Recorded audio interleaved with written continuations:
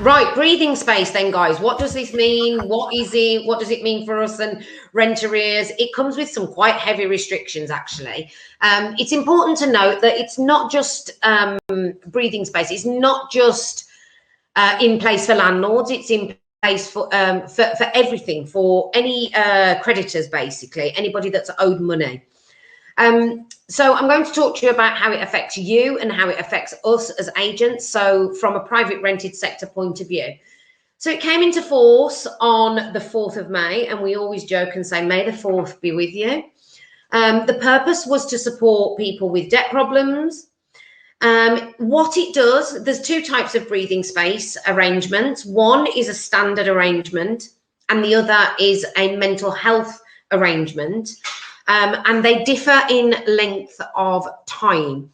So if somebody enters into a standard breathing space arrangement, the period of the breathing space will be 60 days from commencement.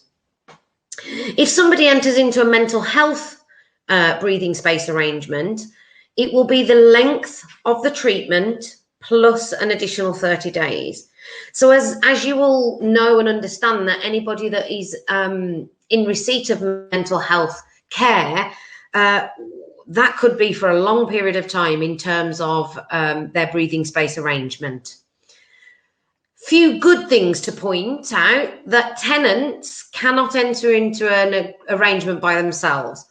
So if your tenant rings you up and says, "Hi, Mr. Landlord, just to let you know, I'm in a breathing space arrangement, so do not chase me for any more rent because you're not allowed to," that is not sufficient. The only person that can enter somebody into a breathing space arrangement is a debt advice provider authorised by the Financial Conduct Authority, and you will be notified either electronically, so via email, or by post when a tenant is entered onto the breathing space register, and it will notify you of what that means for you. An individual can only enter into a breathing space once every 12 months. So we could be faced here with tenants doing this regularly once a year, which takes 2 months out of your 12-month period of not being able to chase rent. But there actually is no limit on the amount of time somebody can go into a breathing space arrangement when it is deemed a mental health case. So as I've said, you will be notified either electronically or by post. And these are the things that you cannot do when somebody enters a breathing space arrangement.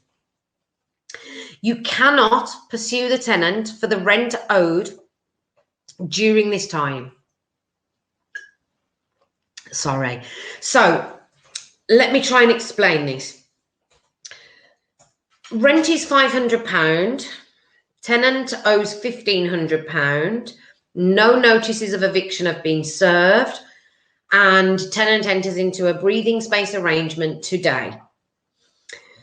You cannot communicate with that tenant or take any enforcement action in relation to the £1,500 that has been entered into the breathing space arrangement.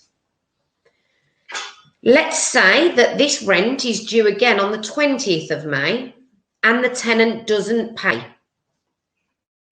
You can chase the tenant for the money that was due on the 20th of May, because any money due to you once they are in the breathing space arrangement is not covered by the breathing space arrangement. But if you are going to be sending out letters, for example, to your tenants, this is what we do as an agent. We send out arrears letters, and our CRM system pulls the full amount of arrears due into our arrears letters and sends them the letter. What we would have to do is we would have to not demand £2,000, which is the amount that they would be in arrears. We would have to amend the amount to state that we're demanding the £500 that has become due since the breathing space arrangement has taken place. So you can still pursue them for ongoing liabilities, but you can't pursue or communicate or contact them with regards to any debt that's covered under the breathing space.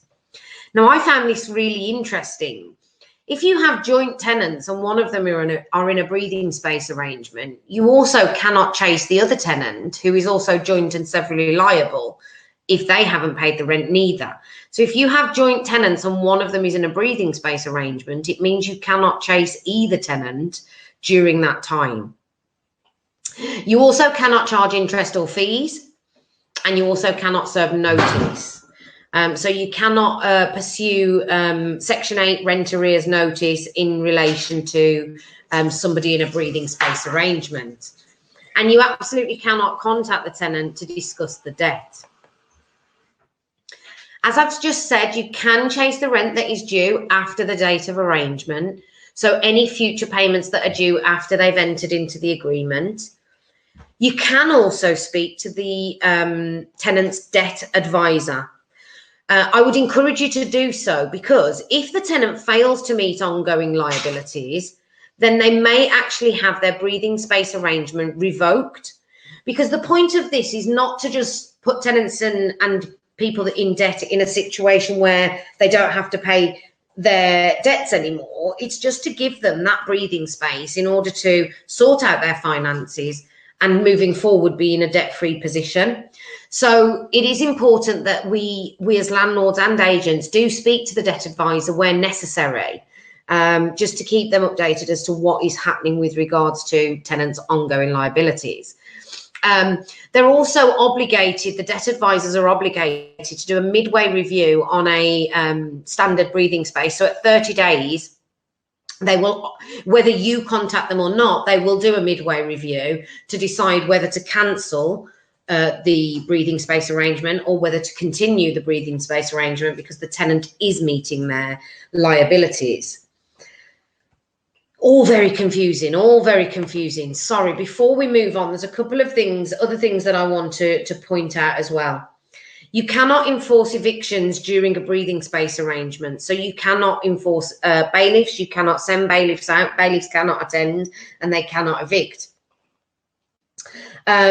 If you are currently going through court proceedings for whatever reason, Section 8 or Section 21, and your tenant enters into a breathing space arrangement, you have to notify the court in writing that this has happened and then await their response.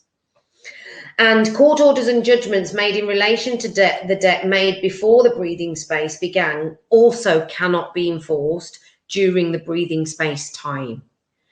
So it's going to be an interesting year ahead, I think. The government have suggested that they anticipate around 700,000 people to use the breathing space arrangement, which is a huge amount of people, but we will just have to see what the next 12 months hold for us with regards to this. And as we get cases coming through, we will of course keep you updated, and as things change, we will also keep you updated.